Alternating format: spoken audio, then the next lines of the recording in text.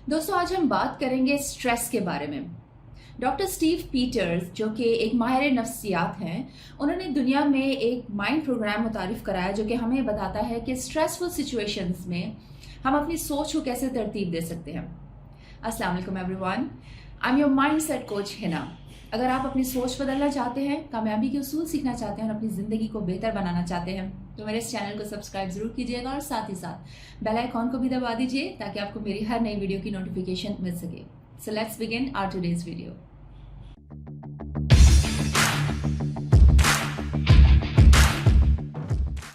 Welcome back. दोस्तों, हम में से वो लोग जो कि कंपैटिटिव एनवायरनमेंट में रहते और काम करते हैं, उनके लिए स्ट्रेस को फील करना एक नेचुरल सी बात है।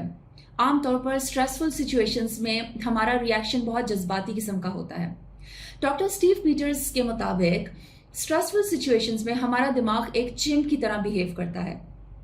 ये चिंप 3 तरह के रिएक्शंस देता है: फाइट, फ्लाइट और फ्रीज। हम में से वो लोग जो झगड़ालू किस्म के होते हैं, उनका रिस्पॉन्स स्ट्रेसफुल सिचुएशंस में फाइट की सूरत में निकलता है और वो अपना गुस्सा अपने इर्द गिर्द मौजूद लोगों पर डाइवर्ट करते हैं। वो लोग जो डरपोक किस्म के होते हैं, उनका रिस्पॉन्स फ्लाइट की सूरत में निकलता है और उनको ऐसा लगता है कि कोई और उनको स्ट्रेसफुल सिचुएशंस में से निकालेगा और वो इश्यूज को फेस नहीं करते। जब हम फाइट या फ्लाइट नहीं कर पाते तो हम स्ट्रेसफुल सिचुएशंस में स्टक फील करते हैं। इसको फ्रीज रिस्पॉन्स कहते हैं और ऐसी सिचुएशन में हमें हमारी बॉडी हैवी महसूस होती है और नमनेस का भी एहसास होता है। हमें ऐसा लगता है कि स्ट्रेस अपने आप ही चला जाएगा, जबकि ऐसा नहीं होता। दोस्तों, ये सब चिंप रिएक्शंस हैं जो हम यूजुअली स्ट्रेसफुल सिचुएशंस में शो करते हैं। इसकी बनिस्बत डॉक्टर स्टीव हमें एक बहुत powerful mind management model offer करते हैं जिसको उन्होंने ऑटो पायलट का नाम दिया। उनके मुताबिक हमारे पास एक ऐसा ऑटोमेटिक रिस्पॉन्स होना चाहिए कि जब हम स्ट्रेसफुल सिचुएशन में हो तो हम एक चिंप या एक छोटे बच्चे की तरह बिहेव करने की बजाय एक एडल्ट की तरह बिहेव करें। तो चलिए जानते हैं वो कौन से स्टेप्स हैं जो ऑटो पायलट रन करने के लिए ज़रूरी हैं। Number 1, recognize and change. दोस्तों, स्ट्रेस को इफेक्टिवली डील करने के लिए ज़रूरी है कि पहले हम ये अंडरस्टैंड करें कि हम स्ट्रेसफुल हैं। यूजुअली हम लोग स्ट्रेसफुल सिचुएशन में अनईजी फील करते हैं। कुछ लोगों को परेशानी होती है, कुछ को एंजाइटी होती है, कुछ को गुस्सा आ रहा होता है, कुछ लोग बिल्कुल स्टक हो जाते हैं, समझ नहीं आ रही होती क्या करें। गर्ज ये कि स्ट्रेस एक इंडिविजुअल रिस्पॉन्स है, तो आपने ये आइडेंटिफाई करना है कि स्ट्रेसफुल सिचुएशन में आप एग्जैक्टली क्या फील करते हैं। चूंकि हम सब लोगों के मुख्तलिफ बिलीफ सिस्टम होते हैं, चीज़ों, वाकयात, लोगों के मुतालिक हमारी राय एक दूसरे से मुख्तलिफ होती है, तो इसी तरह हम स्ट्रेस को भी मुख्तलिफ तरीके से परसीव करते हैं। तो हमारा सबसे पहले यहाँ काम ये बनता है कि हम फाइंड आउट करें कि हम एग्जैक्टली क्या महसूस करते हैं जब भी हम स्ट्रेस में होते हैं। अब जबकि आपने ये पता लगा लिया कि आपकी एग्जैक्टली क्या फीलिंग है, तो आपने इस फीलिंग को ऑटो पायलट से तब्दील करना है। यानी कि एक चिंप रिएक्शन जो कि एक इमोशनल रिएक्शन है, उसको एक ऑटो पायलट, एक एडल्ट रिएक्शन या एक एडल्ट रिस्पॉन्स से तब्दील करना है। तो दोस्तों, इसको स्टार्ट करने के लिए, अपने दिमाग में इस प्रोग्राम को रन करने के लिए आपको एक लफ्ज चेंज की जरूरत पड़ेगी। The moment you will say change, तो आपका दिमाग इसको एक ऑर्डर की तरह रिसीव करेगा और इस प्रोसेस में लग जाएगा कि how can I do something different this time. Number 2, pause. दोस्तों, आप लफ्ज चेंज की मदद से ऑलरेडी अपने दिमाग में कंप्यूटर स्टार्ट कर चुके हैं। तो अब अपने दिमाग में बहुत बड़ा सा पॉज बटन विजुलाइज कीजिए और उसकी मदद से अपने चिंप को पॉज कर दीजिए। खुद को काम डाउन होने के लिए थोड़ा वक्त दीजिए। बेसिकली हम अपनी सोच को थोड़ा स्लो डाउन करना चाहते हैं ताकि हम डिसीजन मेकिंग में चिंप इन्वॉल्वमेंट की बजाय ह्यूमन इन्वॉल्वमेंट दे पाएं और चीज़ों पर अपना रिस्पॉन्स दे पाएं। Number 3, escape. दोस्तों, कभी कभी खुद को इकट्ठा करने के लिए हमें स्ट्रेसफुल सिचुएशंस और लोगों से खुद को अलग करना पड़ता है।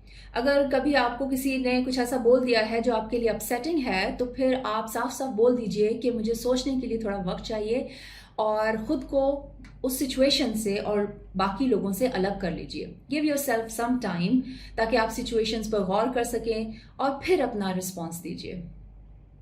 Number 4, the helicopter and getting perspective. दोस्तों, अब वक्त आता है सीरियस थिंकिंग का।